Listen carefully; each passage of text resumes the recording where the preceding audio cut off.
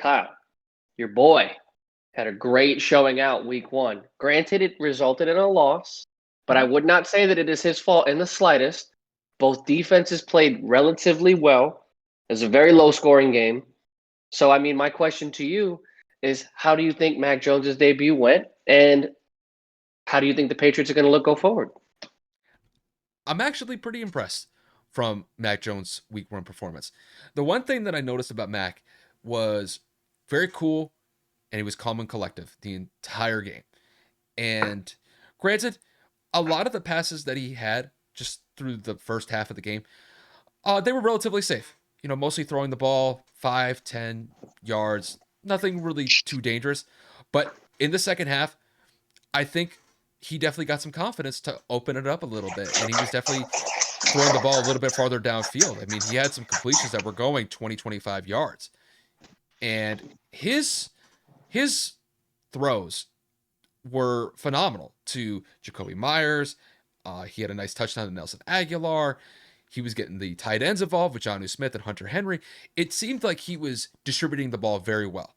I think he had almost 30 completions to 8 or 9 different receivers. So it really shows me that he was able to spread the ball out very well in his first debut. And the fact of the matter is, he was very efficient on third down. The situations that he had on third down were relatively in his favor because most of the third downs that he had were like 3rd and 3, 3rd and 4, maybe like a 3rd and 5. So he was able to complete some very nice passes, some very short passes, and let the receivers get some yards after the catch and make the first down happen. But with that said, though, the Patriots lost this game. And the fact of the matter is that they should have won this game. Damian Harris, with 3.5 minutes left in the game, had a golden opportunity to essentially be one of the best highlights for New England this weekend. And he had a great game before this fumble took place on the 15-yard line that essentially iced it for the Patriots. Iced it for the Dolphins. He had like 115 yards rushing, and all he's got to do is hold on to the football, and he fumbles it. You cannot let that happen. You are on the 15-yard line of the opposing team side.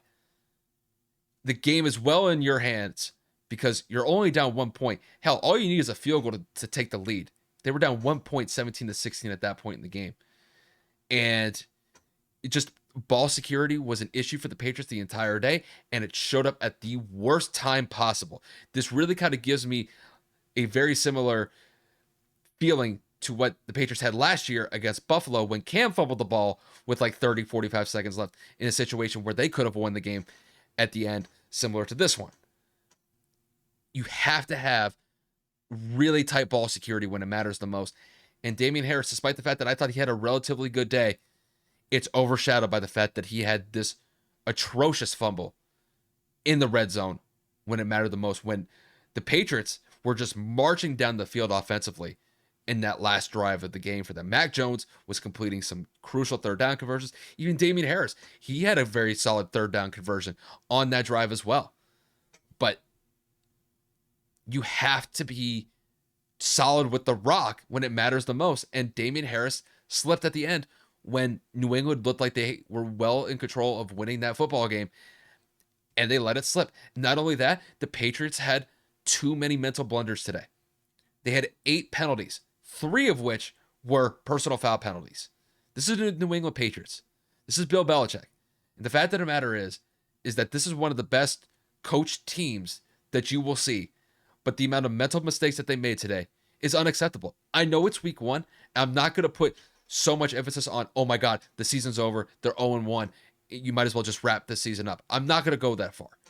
But the one thing that I'm going to watch moving forward is this team's situational awareness. And by and large, today, it was non-existent. And Bill Belichick kind of mentioned that in the post-game press conference. He kept that press conference to under 5 minutes, which really kind of goes to show you he was in no mood to talk.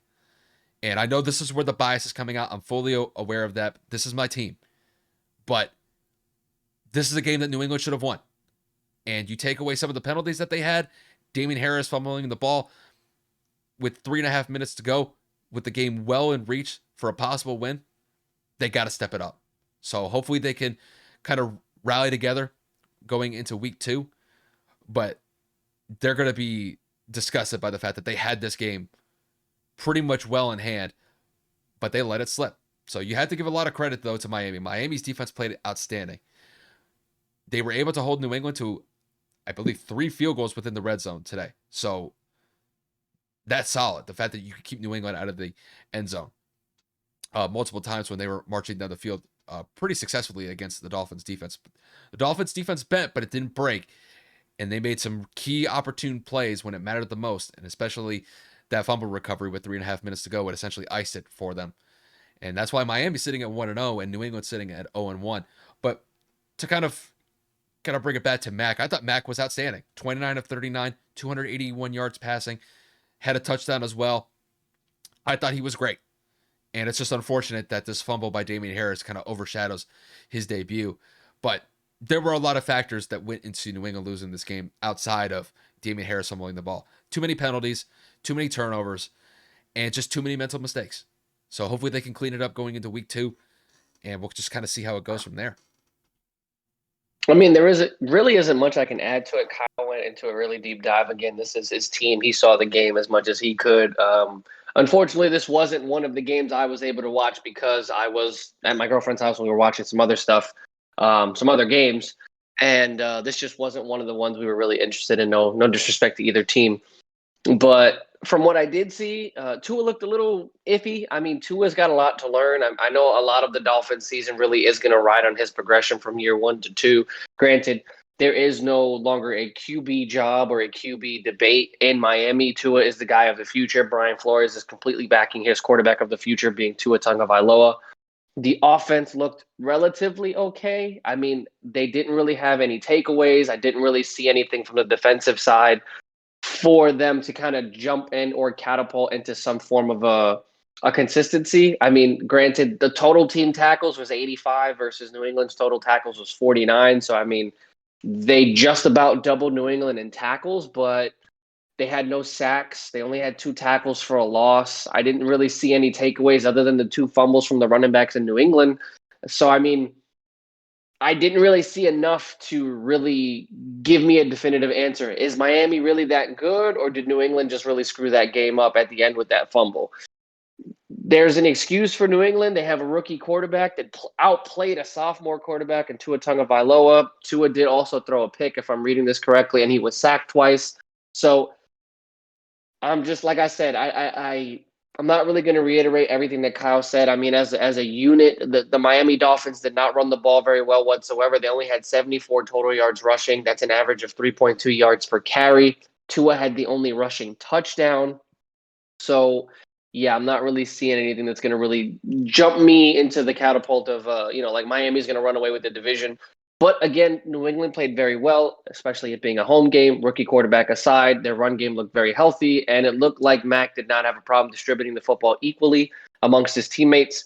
It's pretty much just a matter of can they get it going and get themselves into a rhythm to make a competitive AFC East, with Buffalo being the obvious favorite, but Buffalo losing in week 1, in which we'll get into later, is already behind Miami in the division lead. So we will see what happens go forward. The AFC East is definitely going to be a division to watch with these young teams all around. Obviously, they showed I think it was a fact on Fox while I was watching the Eagles game with my girlfriend's family.